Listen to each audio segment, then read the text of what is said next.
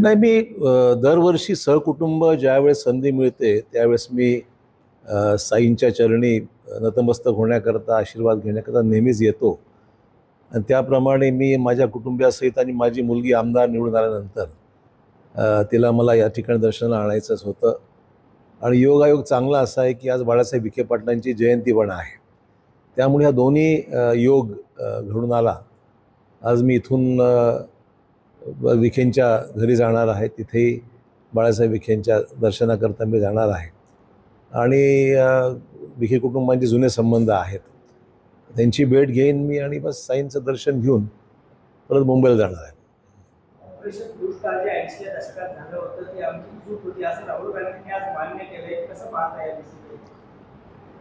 असं आहे की त्यांच्या विधानावर मला काही टिप्पणी करायची नाही आहे, परंतु त्यावेळी जे प्रसंग आले, देशाच्या सुरक्षेचा विषय महत्त्वाचा राहिलेला आहे आणि त्यावेळेस त्या पंतप्रधानांनी घेतलेले निर्णय आहेत.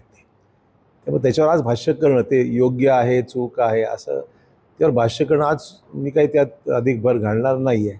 परंतु आज जसं पहलगामच्या या सगळ्या इन्सिडंट्सवर काही निर्णय घेणं भारताला क्रमप्राप्त आहे आणि म्हणून पंतप्रधानांनी पावलं उचललेली आहे. तिथलं पाणी बंद केलेलं आहे, तिथे अतिरेक्यांवर कारवाई करण्यासंदर्भात बऱ्याचशा गोष्टी सुरू आहेत. डिप्लोमॅट्सला परत पाठवले, नागरिकांना तिथल्या परत पाठवलं आहे. त्यामुळे पाकिस्तानला शेवटी शरण यावं लागेल अशाच प्रकारची परिस्थिती आज ही निर्माण होते आहे. त्यामुळे स्थानिक वेळेस देशाची कायदा सुव्यवस्था आणि देशाचं संरक्षण हा त्यातला महत्त्वाचा विषय राहिलेला आहे आणि म्हणून त्यावेळेस त्या पंतप्रधानाला जे योग्य वाटलं त्यावेळेस तो निर्णय झालेला आहे. त्याच्या मेरिट डिमेरिटमध्ये मी काही भाष्य करणार नाही.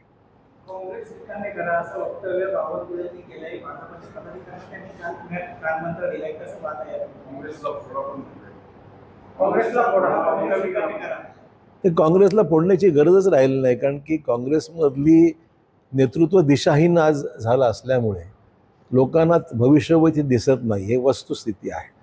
आणि त्यामुळे अनेक मातब्बर नेते, कार्यकर्ते हे काँग्रेसला सोडून आज अन्य पक्षामध्ये येत आहेत.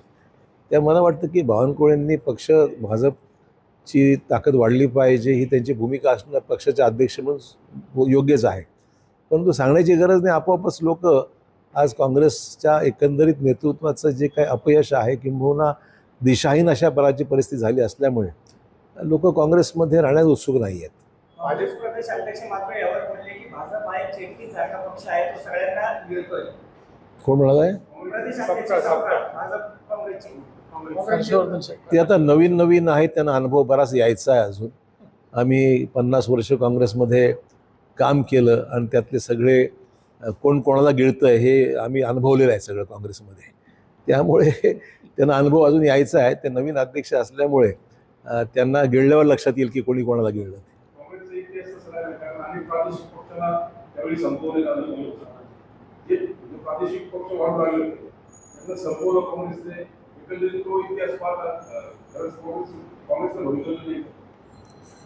असं आहे की ज्या पक्षाशी लोकांचं कनेक्ट आहे तो पक्ष काही संपू शकत नाही, मग तो स्थानिक असो किंवा राष्ट्रीय पक्ष असो किंवा रिजनल असो. त्यामुळे आपण पाहिलं आहे की दक्षिणेमध्ये पक्ष आपण पाहतो आहे, DMK आहे, AIDMK आहे. हे पक्ष आता स्थानिक जरी असले तर लोकांची अधिक जवळीक असते त्याचा पक्ष आहे, त्यांचं अस्तित्व अनेक वर्ष आहेच. त्यामुळे अनेक ठिकाणी वेगवेगळ्या परिस्थिती आहेत आणि त्यामुळे त्या परिस्थितीप्रमाणे तिथला मतदारांचा कौल राहिलेला आहे. 140 वर्ष झाले काँग्रेसला.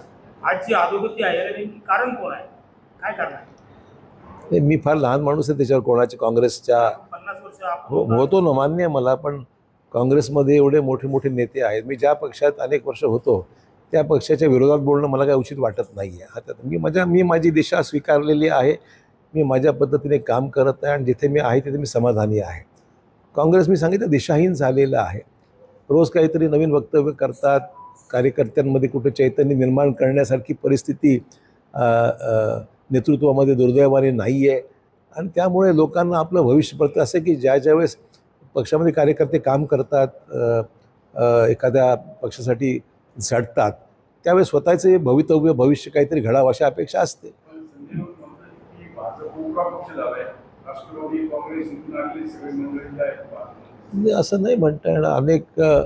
अनेक पक्षामध्ये अनेक लोक येतात, सामील होतात.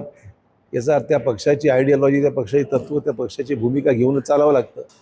त्यामुळे कोण कुठला उपरा झाला आणि काय झालं हे काय म्हणत तसं तथ्य नाही आहे. काँग्रेसमध्ये सुद्धा मधल्या काळात आणि इतर पक्षाचे लोक आले होते. ही प्रक्रिया चालत राहते. ही येणं जाणं या पक्षामधली राजकीय परिस्थितीचा हा एकंदरीत परिणाम असतोच. आणि त्यामुळे कुठल्याही पक्षावर मी टीका करणं उचित समजत नाही. लोक येत आहेत, जॉईन होत आहेत. प्रत्येकाला आपलं भवितव्य जिथे सुखरूप वाटतंय किंवा जिथे दिसतंय त्या ठिकाणी लोक येतात. मंत्री महाविकास आघाडीसोबत या मुख्यमंत्री पदाचं स्वप्न पूर्ण करतो अशी खुली ऑफर माजी खासदार विनायक राऊत यांनी अजितदादांना दिली. कसं पाहता यावर? विनायक राऊतांची भूमिका ही त्यांच्या पक्षश्रेष्ठींना मान्य काय पहिलं ते विचारा अगोदर. म्हणजे कोणाला मुख्यमंत्री करायचं न कर, त्या पक्षाचं संख्याबळ अमुक तो बरेच विषय आहेत त्याच्यामध्ये. त्यामुळे राऊतांच्या स्टेटमेंटला ही त्यांची सदिच इच्छा असेल कदाचित की दादांना मुख्यमंत्री करा म्हणून. पण महाविकास आघाडीतल्या नेत्यांना हे मान्य आहे का हे पहिला विचार अगोदर, मग तिने वक्तव्य करावं. संजय शिरसाट यांनी नाराजी व्यक्त केली की माझ्या विभागाचा पैसा लाटकावर निघेल, हातपाय तोडायचे आणि पळ म्हणायचे. एकंदरीत महायुतीचे जे मंत्री आहेत एक नाराजी आहे. काय बघता आपण, कसं? राज्याची आर्थिक परिस्थिती लक्षात घेता अर्थमंत्र्यांना फार तारेवरची कसरत करावी लागते. आणि त्यामुळे अजित पवारांनी स्टेटमेंट आज केलंच आहे की या बाबतीत मुख्यमंत्र्यांना आपण विचारा या बाबतीमध्ये, असं त्याचं आज वक्तव्य कुठेतरी वाचल्यासारखं वाटतं मला. त्यामुळे राज्याची विद्यमान आर्थिक परिस्थिती आणि त्यातून मार्ग काढण्याविषयी, अर्थात काही डिपार्टमेंटला निधी हा राखीव असतो. सामाजिक न्याय विभाग असेल, तुमचा अल्पसंख्याक विभाग असेल, आदिवासी विभाग असेल, या सगळ्या विभागाचे जे काही पैसे असतात ते आरक्षित असतात त्याच्या म्हणजे शासनाच्या निर्णयाप्रमाणे. आता कधीकधी हे जमतं, कधी हे गणित जमत नाही, कारण की आर्थिक परिस्थितीच अडचणीची असते. परंतु तारेवरची कसरत आहे ही मला मान्य आहे. निवडणुका होऊन गेल्या, निवडणुकीनंतर आता स्थिर स्थावर सरकार होऊ लागलेलं आहे. आणि मला खात्री आहे की वर्षभराच्या कालावधीमध्ये सरकार पुन्हा आर्थिक शिस्त लावून व्यवस्थितपणे काम करू शकेल. हा सगळा एक पासिंग फेज आहे ज्याला म्हणू आपण, त्यातून आपण चाललेलो आहोत. शेतकरी कर्जमाफीवर प्रहार असेल किंवा शेतकरी संघटना असतील त्या आक्रमक वगैरे कुठेतरी दिसून येत आहे. काय वाटतं सरकारकडे यासाठी? त्यांची भूमिका राजकीय आहे, ती संधी पाहतायत, ठीक आहे. परंतु असं आहे की सरकारने नाकारलेलं नाही आहे. योग्य वेळेस आम्ही तो निर्णय घेऊ असं त्यांनी सांगितलं की ज्यावेळेस राज्य सांगण्याचा उद्देश एवढाच आहे की ज्यावेळेस आर्थिक परिस्थिती त्या गोष्टीसाठी अनुकूल राहील त्यावेळेस निर्णय घेऊ असा संकेत सरकारच्या अनेक मंत्र्यांनी किंबहुना वित्तमंत्र्यांनी दिलेला आहे. नाकारलेलं नाही, योग्य वेळेस पैसे असताना निर्णय घेऊ. जाहीर करून त्या निर्णयाची अंमलबजावणी झाली पाहिजे, महत्त्वाचं आहे. मुख्यमंत्री असेल किंवा उपमुख्यमंत्री यांच्यातली असमन्वय वेळोवेळी समोर आलाय, नाराजी समोर आलेली आहे. गरज आहे का तसं काही? असं आहे की ज्यावेळेस युतीचं सरकार असतं किंवा आघाडी सरकार असतं त्यावेळेस सर्व पक्षाला त्यांची भूमिका आणि त्या पक्षाची ताकद वाढवण्याकरता ते राजकीय निर्णय घ्यावे लागतात. समन्वयाचा अभाव आहे असं मी म्हणणार नाही, पण बऱ्याचशा वेळेस समन्वय घडवून आणण्याचं काम मुख्यमंत्री करत असतात. त्यामुळे फार काही चिंतेची बाब आहे असं वाटत नाही मला. त्याच्यामुळे काही धोका आहे असंही वाटत नाही मला, कारण की बहुमतच एवढं आहे की सरकारला काही धोका नाही आहे. जे काही मतभेद किंवा ज्या गोष्टीवर एकमत होत नसेल तर त्या गोष्टीवर मुख्यमंत्री सक्षमपणे निर्णय घेऊ शकतात असं माझं मत आहे.